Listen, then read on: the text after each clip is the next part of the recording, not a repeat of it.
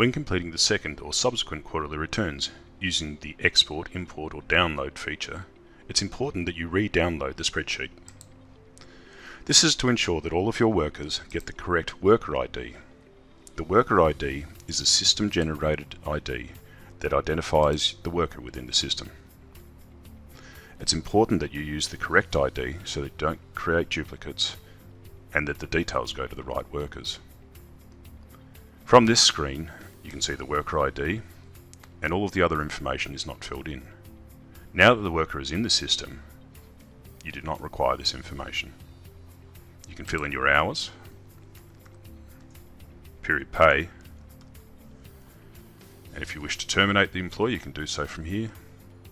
If you wish to add new employees, you would do so here as well, as you did in previous returns, but you wouldn't have a member ID.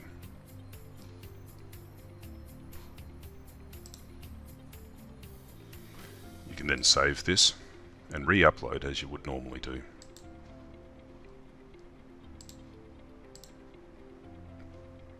As there was no errors, we can commit these changes.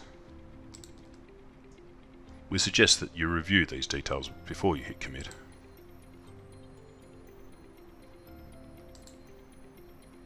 And commit the return as you would normally do.